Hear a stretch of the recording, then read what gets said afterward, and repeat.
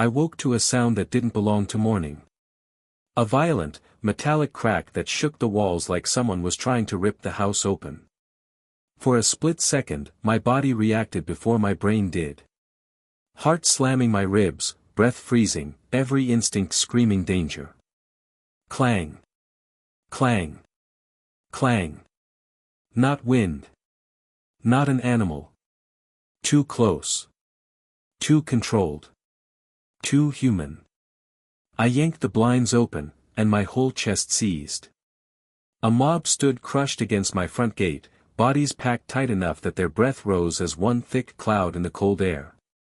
Flashlights snapped around like interrogation lamps. Clipboards were raised like shields. Phones pointed straight at my door. And every few seconds, someone swung a metal bar into the gate hard enough to make the hinges jump. But the real terror was the silence between the strikes. Hundreds of eyes leaning in, unblinking, waiting like predators listening for movement. Then she appeared. The HOA president. Hair perfect at dawn, face lit with a gleam that didn't look awake, it looked unhinged. She dragged her fingertips along the gate bars slowly, like she was testing the ribcage of something she planned to kill. Then she leaned forward, smile thin and shaking with adrenaline. Open. This gate. This is your final notice. The mob roared in perfect unison, slamming the metal so hard the entire fence bowed inward like it was breathing. In that one violent moment, the truth snapped into place. They weren't here to invite me into the HOA. They came to seize my property.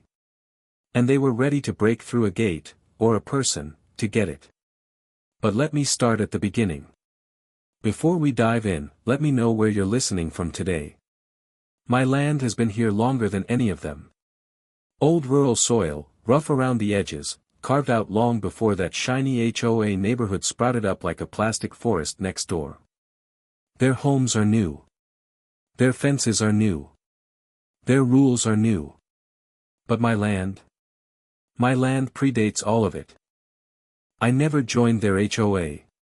Never signed their papers. Never even considered it. That didn't stop them from trying to claim me anyway. First came the community outreach, pastel envelopes taped to my mailbox, full of sugar-coated threats disguised as welcome packets. I tossed them. Then came the reminders, harder language, bold print, invented deadlines printed like court orders. Then they escalated to mandatory enrollment forms, stamped with urgent-looking seals and legal-sounding paragraphs meant to scare someone who didn't know the law. I knew better. So I declined. Every single time. That's when their tone snapped. People started lingering at my fence line, not walking dogs, not exercising, just standing there, phones angled toward my house. Cars crawled past whenever I stepped outside. Pamphlets appeared under rocks, under my porch mat, wedged into my gate like warnings. Join.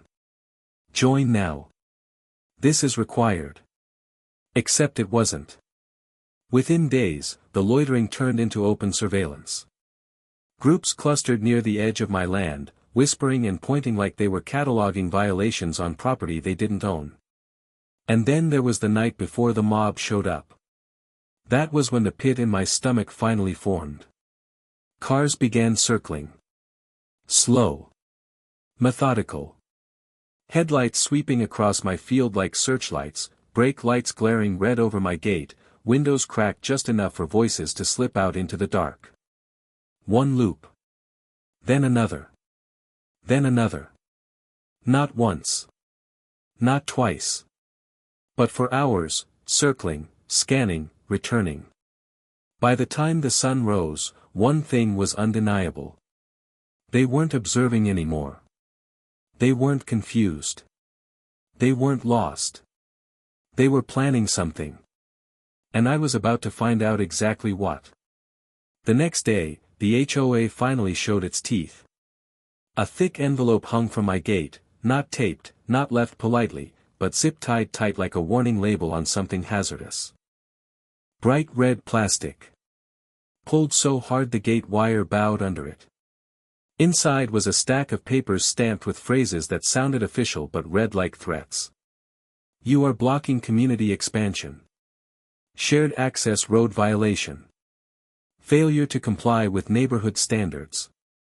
My road isn't shared. Never has been. It cuts right through the middle of my land, graded by me, paid for by me, maintained by me. But calling it shared gave them an excuse to pretend they had authority. Then I saw the invoice. Membership dues, 3 months overdue. Hundreds of dollars for an HOA I never agreed to join. Below it was a list of yard violations: fence too tall, shed wrong color, vegetation interfering with neighborhood aesthetics. None of it applied to my property. None of it legal. All of it intentional. I stood there, read the entire packet, then grabbed a neon sticky note and wrote one line. I am not part of your HOA. Stop.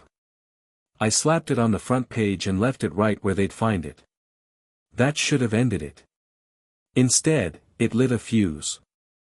By noon, my inbox was flooding, angry emails accusing me of being a public safety hazard, a non-compliant individual, a threat to community cohesion. They CC'd half their neighborhood. The wording grew harsher, more theatrical, almost panicked. They weren't talking to me anymore. They were manufacturing a villain, and I was the headline. All evening, neighbors walked by slower than usual. Some stared. Some filmed. Some whispered like they were trying to solve a mystery only they could see. And the next morning, everything snapped. At exactly 6 a.m., the gate shuddered so hard it rattled my windows. Dozens of HOA members crowded the entrance, chanting, pounding, waving phones and clipboards like weapons. The president stood front and center, barking orders, claiming they had the right to force membership, to enforce rules, to enter my land whether I liked it or not. This wasn't paperwork anymore. This wasn't confusion. This wasn't a misunderstanding. This was a coordinated takeover. And they came to break me into their system by force. The mob didn't just gather, they closed in. Bodies pressed against my gate so tightly the metal flexed inward with every shove. Hands wrapped around the bars, yanking, shaking, testing the weak points. Flashlights ripped across my yard in violent, sweeping arcs that lit up every window like a police helicopter. Open this gate. You're obstructing community access. You're risking lives. Their voices collided like a rolling thunder of entitlement. Someone blew a whistle so shrill it felt like it sliced the air. Another slammed a clipboard against the gate, whack, whack, as if noise itself could scare me into submission. Then I heard it. A scrape. Metal on metal. The kind of sound that means someone is exactly where they shouldn't be. A board member, tall, red-faced, sweat shining on his forehead, had climbed halfway up my fence, swinging one leg over like he fully intended to drop onto my land. I didn't yell. I didn't argue. I simply lifted my phone and hit record. The camera froze him mid-climb. Not physically, just psychologically. He puffed up, shouting louder to hide his panic. You can't record us. This is HOA jurisdiction. It wasn't. This property falls under the annexation zone. It really, absolutely wasn't. That word, annexation, punched straight through the noise. Before I could reply, I felt someone at my side. A neighbor, one from the HOA's outer edge, stood near my driveway, arms tight around herself, eyes flicking back toward the mob as if she expected them to pounce. Her voice was barely a whisper. They've been planning this, she said. There were meetings. Flyers. A silent vote. They said once the annexation passed, you'd cooperate. They think your land is part of their expansion map. A vote. For my land. Without me. While her words sank in, the HOA escalated. For members hauled a giant wooden board out of an SUV, new, heavy, the paint still wet. Without hesitation, they drove it into the dirt right at my property line like they were planting a battle standard. A massive red sign glared back at me. Notice of mandatory membership. This property is under HOA authority. The crowd stepped back proudly, phones lifted, recording their own declaration like it was a historic moment. More voices rose. More false laws were shouted. More threats about forced compliance, emergency override, and community rights. The gate buckled inward. The fence moaned under the strain. And the mob leaned in as if all it would take was one person, one brave idiot, to ignite a full-blown breach. Things weren't tense anymore. They were seconds from erupting. I spent the next morning turning my kitchen table into a war room. Property deeds. Boundary maps. Zoning laws. Police reports. And the crown jewel, the footage from my phone. Every slam against my gate, every scream in the fog, every grabby HOA hand rattling metal. Even the board member dangling off the fence like a burglar caught mid-crime. By the time the evidence pile stood knee-high, I made the call. County officials. Law enforcement. Both. They arrived fast, sirens off, boots hitting gravel in steady, measured steps. The moment the officers crossed onto my property, the lingering HOA mob froze like someone had pulled a plug out of the wall. One officer flipped open a notepad. Let's start with ownership. I handed over the deed. He nodded. Permits for the gate. Produced. Stamped. Valid. Any harassment or trespass we should know about? I didn't answer. I just hit play.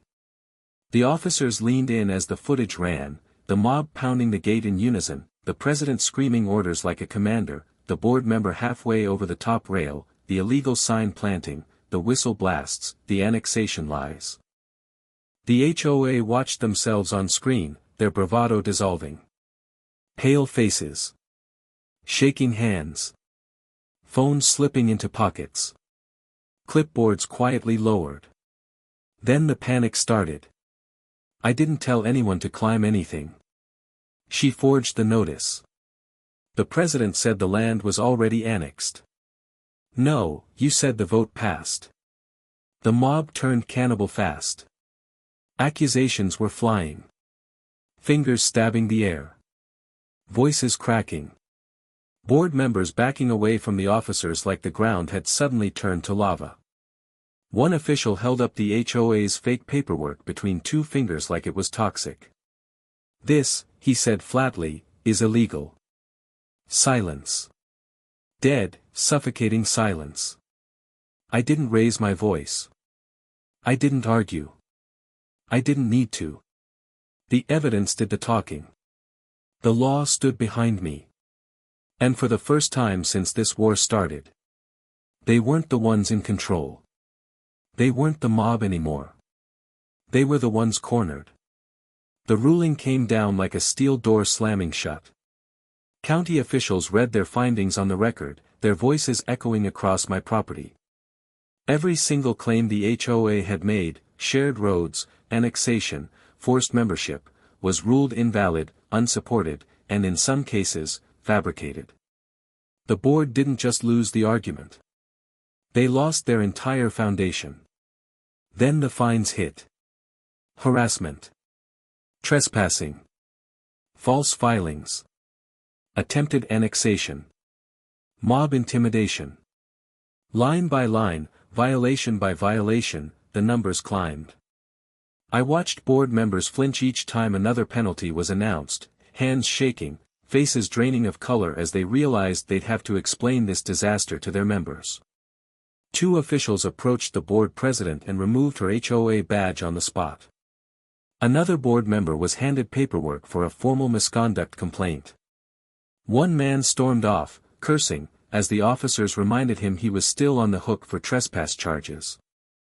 The same 6 a.m. mob that had tried to break me was now immortalized in the official record as evidence of their own downfall. With the storm over, I turned their punishment into my progress. I upgraded everything, new cameras, reinforced gates, motion lights, perimeter alarms. Every piece fully legal. Every piece funded by the very fines the HOA had to pay. Not a dime came from my pocket. By the end of the week, the property looked like a fortress, my fortress, and the HOA was legally barred from stepping so much as a toe near my fence. Their power evaporated the moment the law stripped away the illusion. Now, when I walk my land, I don't look over my shoulder. I don't brace for whistles or clipboards or mobs at dawn. All I feel is quiet. And the knowledge that the people who tried to control my property will never touch my gate again. Peace didn't return all at once, it seeped back into the property, slow and steady, like the land was finally exhaling after weeks of holding its breath. The gate stood exactly where it always had, the fence steady and unapologetic, the boundaries untouched and undeniably mine. The HOA kept their distance. No more whispers. No more emails. No more clipboards lurking at the edge of the road. Their power wasn't just gone, it was scared of me now. And honestly, it should have been. For the first time in a long while, neighbors passed by without tension in their eyes. A quiet nod here, a relieved smile there. People who had seen the mob gather at dawn now saw the fallout, the truth, and the justice that followed. They knew exactly how ugly things could have gotten, and how close the HOA came to crossing a line they couldn't undo.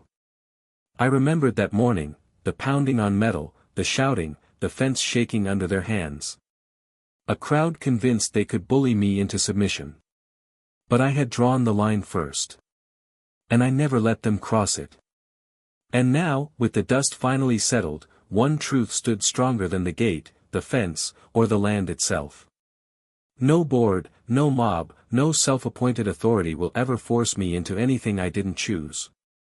The land is mine. The peace is mine. And after everything they tried, the victory is mine too.